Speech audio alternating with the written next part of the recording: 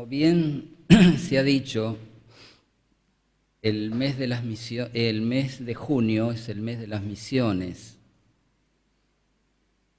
Y esto data desde hace mucho tiempo. Las iglesias tienen este mes como énfasis de las misiones.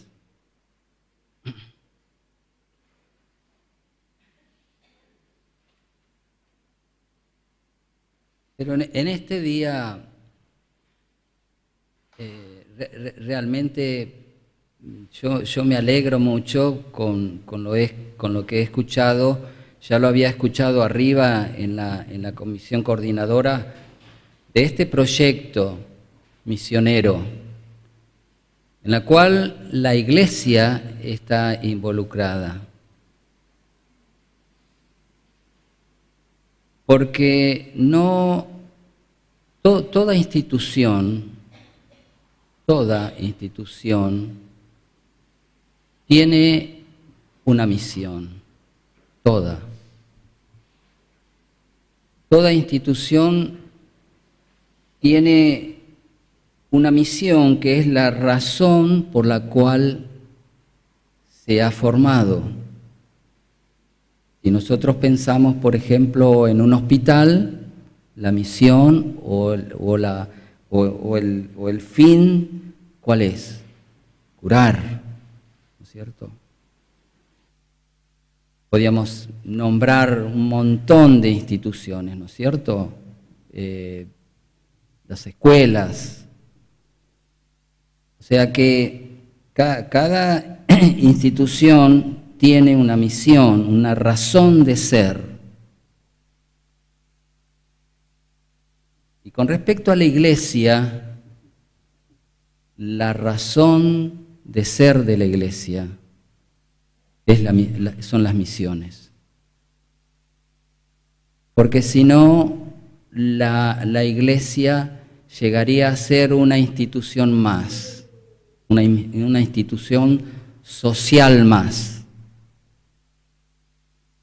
La razón de ser de la Iglesia son las misiones, porque Dios la ha formado con ese propósito. En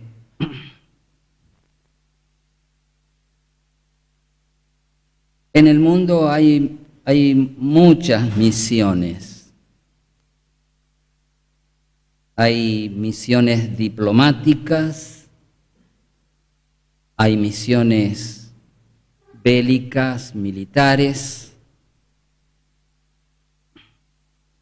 hay misiones de los servicios de inteligencia, hay infinidad de misiones. Pero estas misiones son temporarias,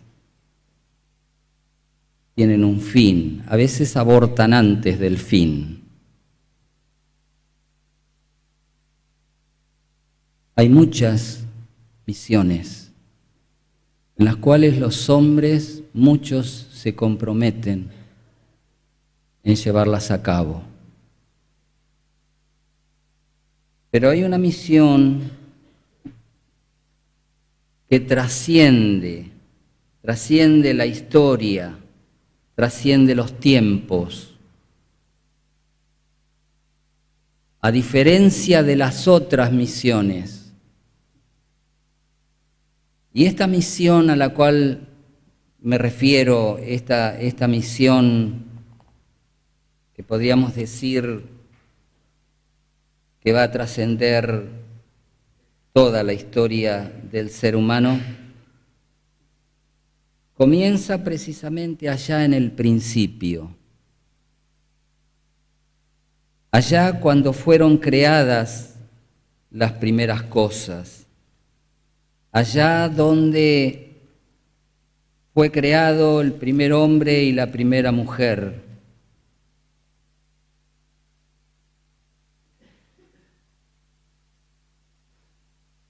Ahí en el Génesis, en el libro de Génesis, capítulo 3, Desde el 3 al 13 voy a leer, para no extenderme tanto. Dice la palabra de Dios: pero del fruto del árbol que está en medio del huerto, dijo Dios, no comeréis de él, ni le tocaréis, para que no muráis.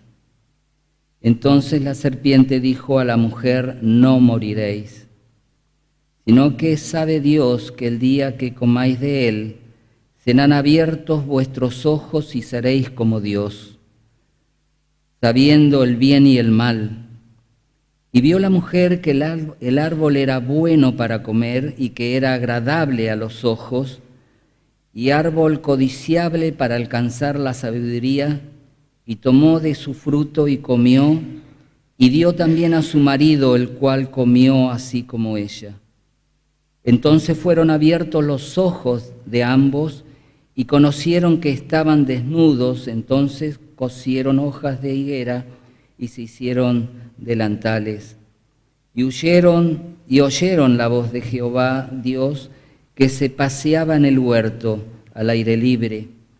Se paseaba en el huerto al aire libre, y el hombre y su mujer se escondieron de la presencia de Jehová Dios entre los árboles del huerto. Mas Jehová Dios llamó al hombre y le dijo: ¿dónde estás tú? Y él respondió: oí tu voz en el huerto y tuve miedo, porque estaba desnudo y me escondí. Y Dios dijo: ¿quién te enseñó que estabas desnudo? ¿Has comido del árbol que yo te mandé no comierais? Y el hombre respondió: la mujer que me diste por compañera me dio del árbol y yo comí. Entonces Jehová Dios dijo a la mujer: ¿qué es lo que has hecho? Y dijo la mujer: la serpiente me engañó y comí. Y Jehová Dios dijo a la serpiente: por cuanto esto hicisteis, maldita serás entre todas las bestias y entre todos los animales del campo. Sobre tu pecho andarás y polvo comerás todos los días de tu vida. Y pondré enemistad entre ti y la mujer, y entre tu simiente y la simiente suya. Esta te herirá en la cabeza, y tú le herirás en el calcañar.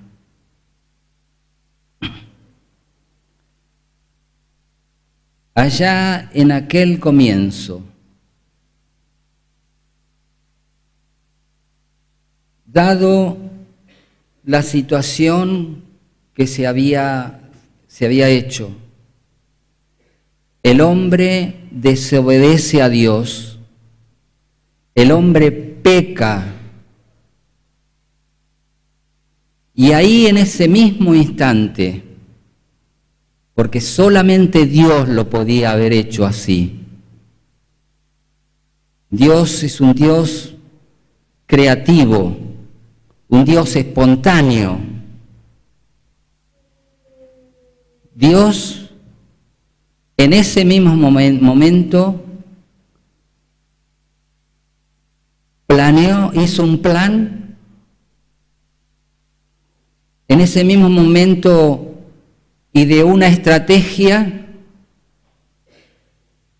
y también un final de ese plan, una ejecución de ese plan. Ahí instantáneamente el relato así lo dice. No necesitó Dios tiempo para pensar cómo iba a ser el rescate del hombre.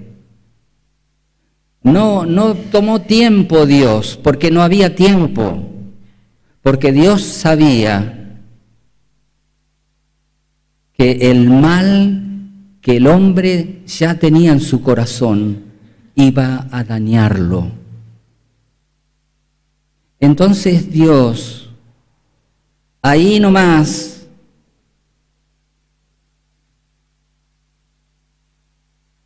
ideó este plan para atraer de nuevo al hombre a su lugar de origen, a su lugar con Dios, junto a Dios.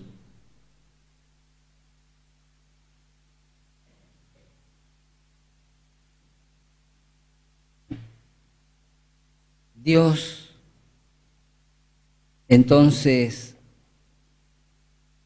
hace un plan, una estrategia y una ejecución de ese plan.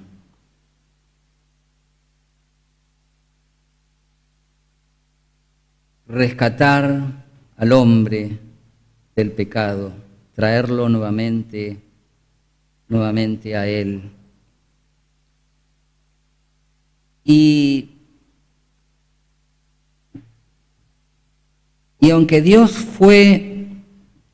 el plan de Dios fue inmediato, ideado inmediatamente, este plan se puso en marcha ahí, este plan, siguió la estrategia a través del tiempo hasta llegar a la ejecución. Ahora pasó mucho tiempo, pasaron muchos años, miles de años. Pero esto fue a consecuencia del rechazo del hombre, de la dureza del corazón del hombre. Cuando Dios le pregunta ahí en el pasaje que hemos leído, tanto al hombre como a la mujer, la respuesta fue: el otro tuvo la culpa. Jamás llegaron a reconocer la culpabilidad de ellos. Siempre se transfiere lo que uno hace mal.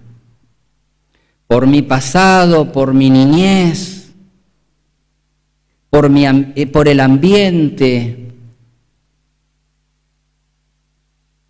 Pero hay algo en el hombre que, más allá de esas cosas que yo no niego, que pueden ayudar y mucho, ¿no es cierto? Pero hay algo en el hombre que sabe lo que está mal y lo que está bien. Él es responsable porque sabe lo que está bien y lo que está mal.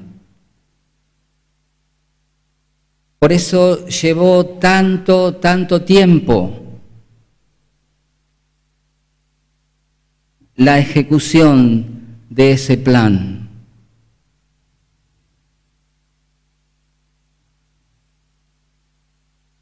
Por la dureza del corazón del hombre, en rechazar siempre, en negar siempre la culpabilidad.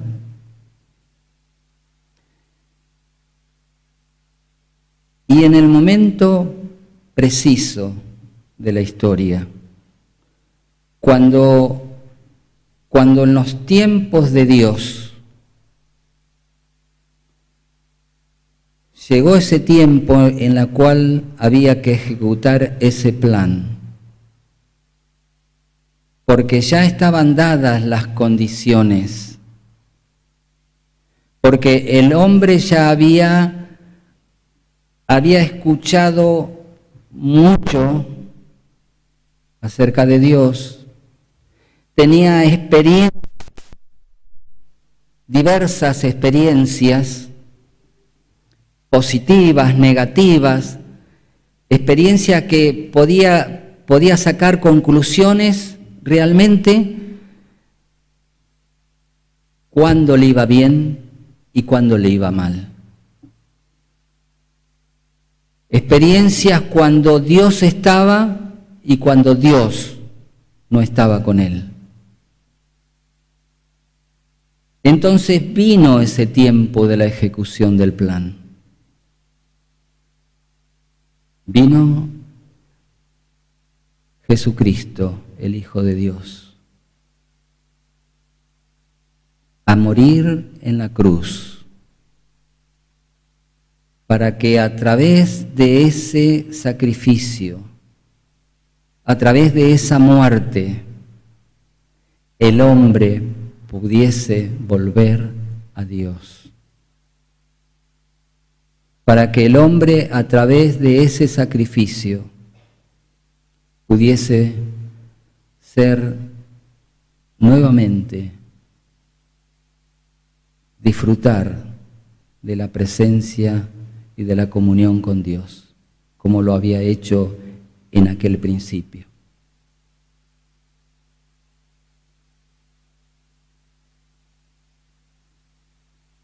Y viene entonces, quizás yo lo puse, ¿no es cierto?, la segunda parte del plan. Esa fue la primera parte del plan. La segunda parte del plan, la misión de la Iglesia, la misión que es la razón de ser de la Iglesia. Dios nos podía haber salvado, como nos ha salvado, por supuesto, a cada uno, pero nos podíamos ser salvos y podía habernos dejado en nuestra casa, en nuestro trabajo, así, la vida corriente que tenemos.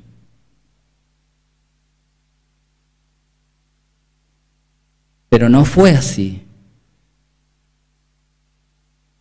Dios nos salvó y nos puso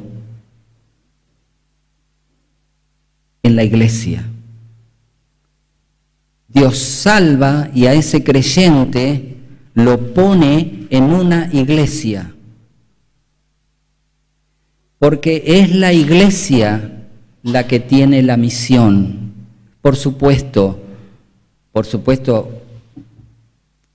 alguno de ustedes va a pensar, no, pero también tenemos nuestra misión como persona particular, por supuesto. Pero vamos a ir a eso. Dios nos pone en una iglesia. Y esta es la razón de que Dios nos puso en una iglesia, formó la iglesia, fundó la iglesia Dios. Porque tenemos una misión, llevar el mensaje, llegar a otros con la salvación en Cristo.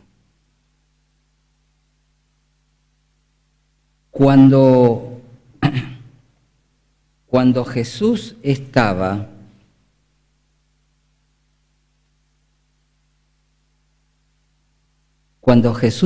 con los suyos, dice el Evangelio de Juan, el capítulo 21,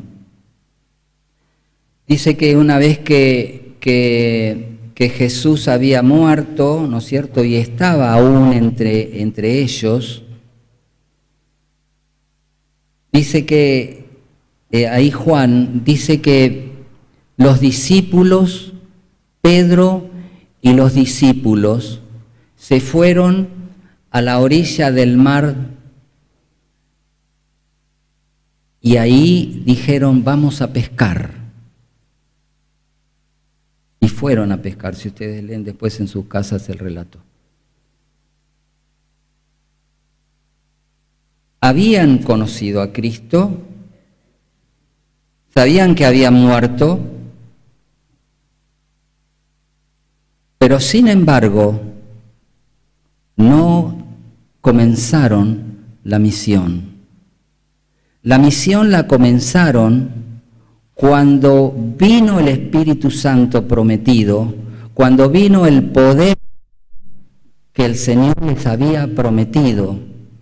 Ahí comienza como iglesia y ahí comienza la misión de la iglesia.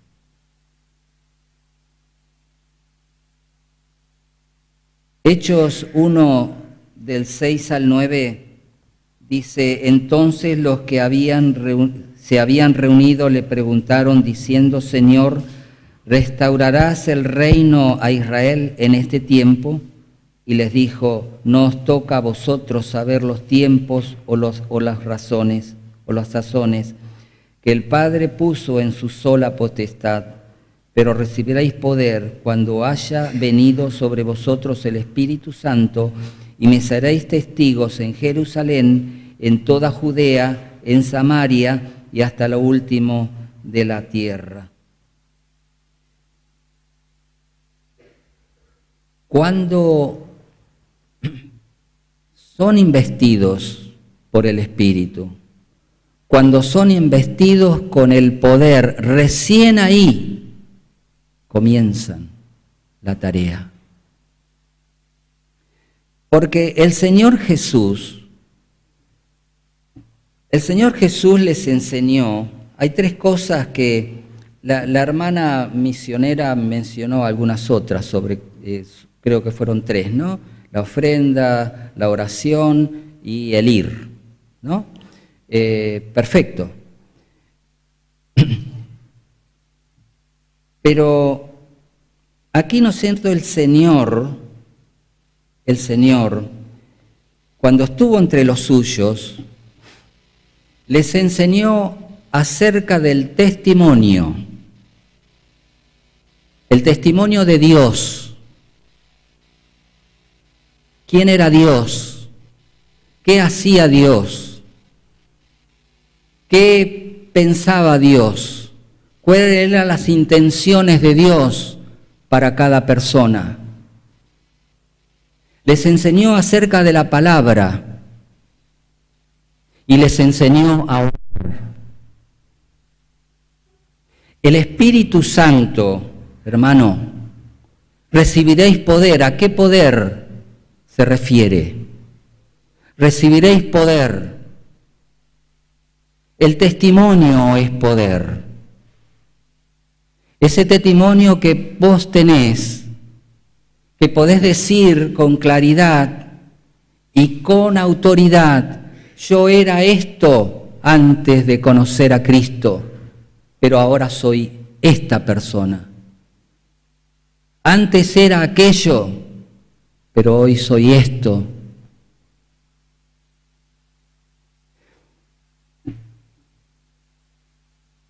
El poder de la palabra, el poder del testimonio, el poder de la palabra.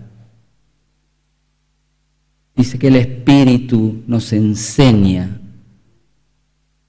a discernir, a comprender la palabra. Y la palabra es poder. La oración es poder. Entonces, cuando reciben este poder, comienza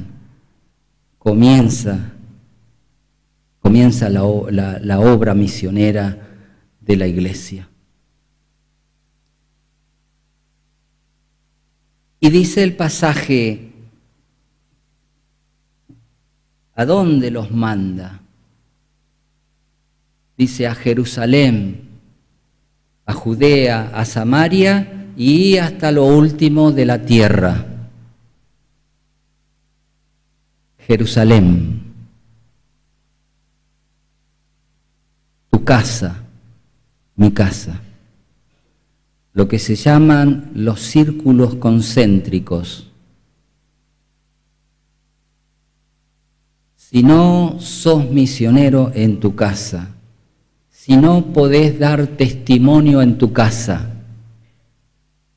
más vale no lo vas a hacer en otro lado. en Judea y en Samaria, mis vecinos, mis amigos, mis compañeros, mi entorno y hasta lo último de la tierra.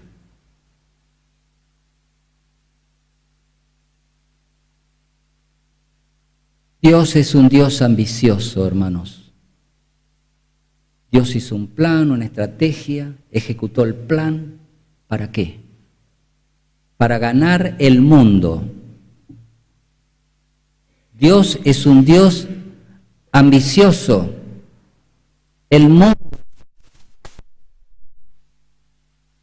salvarlo, por supuesto.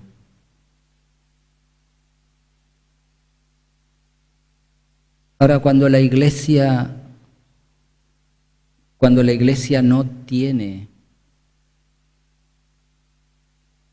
esta ambición, cuando la iglesia adormece en sus tantas cosas y no tiene la prioridad esta, entonces corre peligro.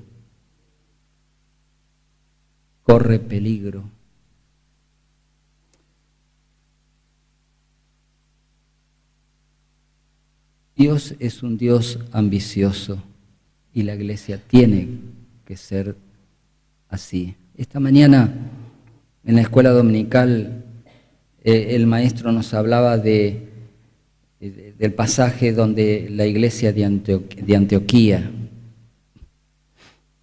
y ahí dice que la iglesia esta, y ahí vemos, ¿no es cierto?, esta decisión de la iglesia, esta parte, ¿no es cierto?, de la iglesia que tenía, era una iglesia jovencita, joven, no era que tenía años, era una iglesia prácticamente recién formada.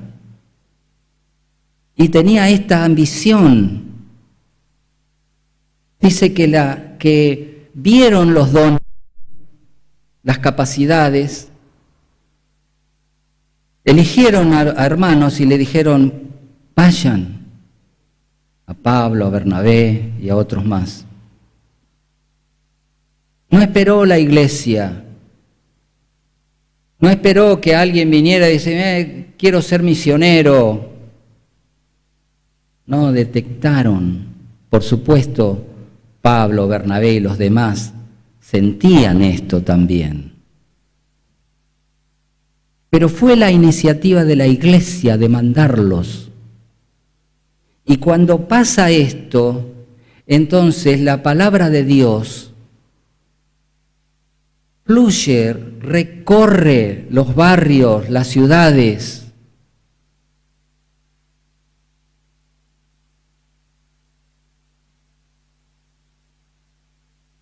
La iglesia tiene que ser una iglesia ambiciosa en este sentido. Yo traje algunos datos para que podamos compartir juntos. Hay en el país unos 8.000, 9.000 lugares, puntos, lugares de predicación.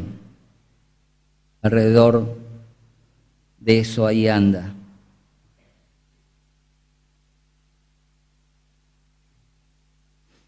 Somos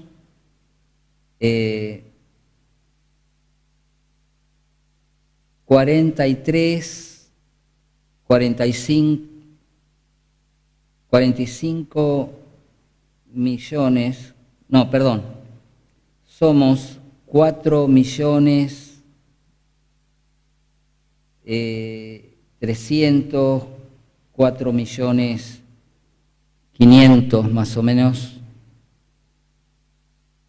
en el país. O sea, si calculamos que la Argentina tiene entre 43 y 45 millones de habitantes, más o menos andamos en el 10%, más o menos ahí, ¿no?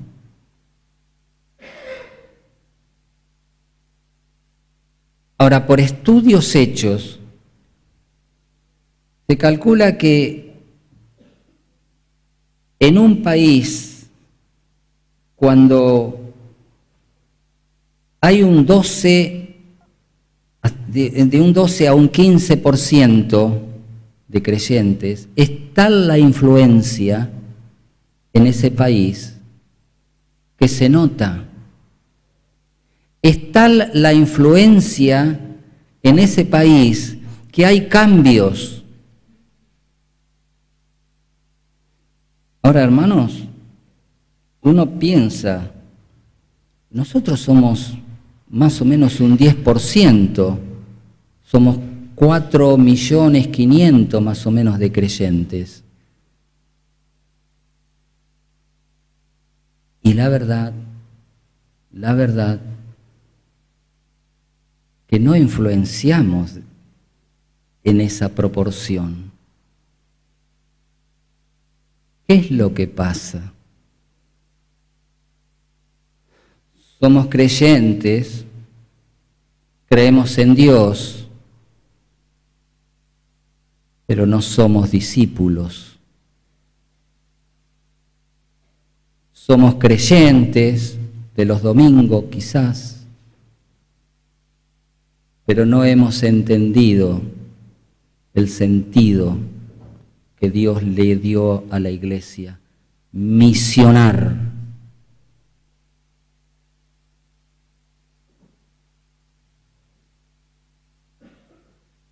Hay un proyecto, ¿no es cierto?, de la asociación y de los pastores de Capital, de abrir, de acuerdo a los estudios que se hicieron, ¿no es cierto?, habría más o menos unos 8 lugares dentro de Capital donde se podrían abrir lugares de predicación, o como querramos llamarles, ¿no es cierto?, lugares de predicación, aperturas de obras nuevas o aperturas de iglesias nuevas. El título no hace, pero sí hay estos 8 lugares, y ya hay 2 lugares, serían 6, porque ya hay 2 iglesias que se comprometieron a ir a trabajar en 2 lugares de estos 8.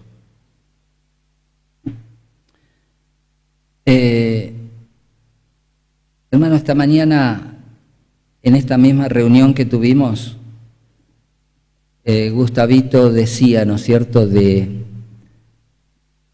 esa idea que él tuvo de una compra de un terreno, que no se sabe dónde, no sabe él dónde, pero esto, hermanos, es lo que la iglesia no debe perder nunca. Esto es lo que la iglesia debe trabajar para esto, orar y estar atenta a esto. Es la función de la iglesia, es la razón de ser de la iglesia.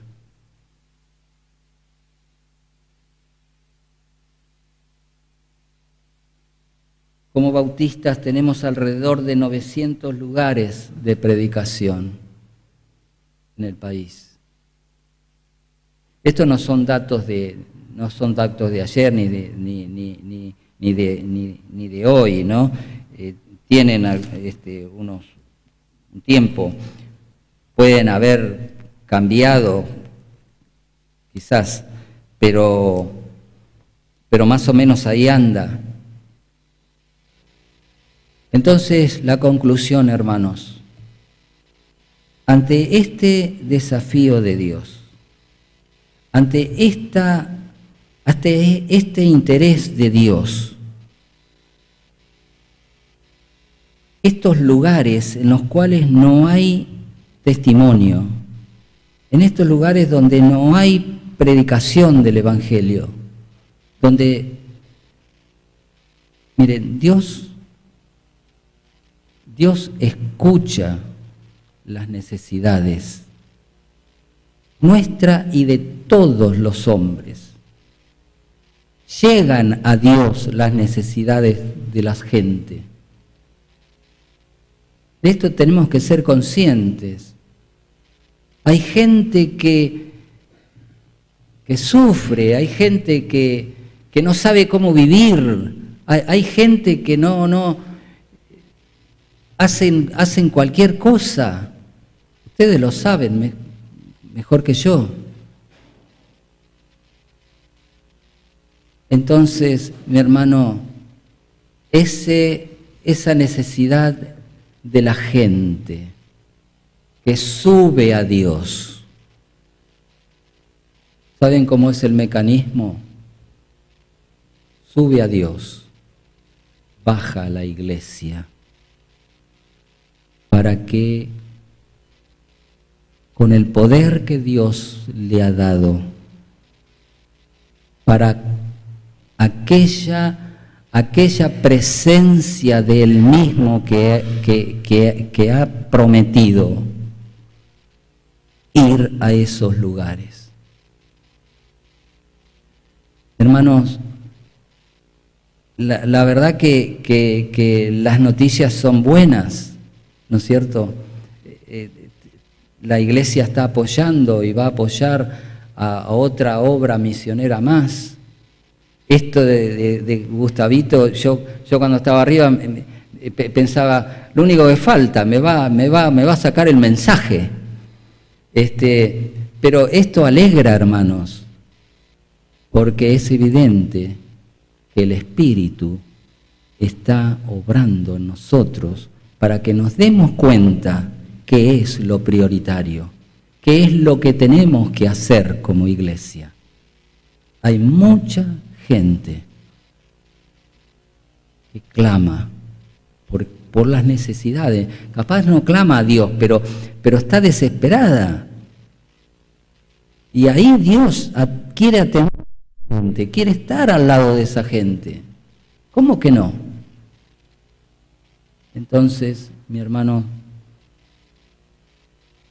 como iglesia, no perdamos nunca este sentido de misión. No perdamos nunca de vista lo que es primero para Dios.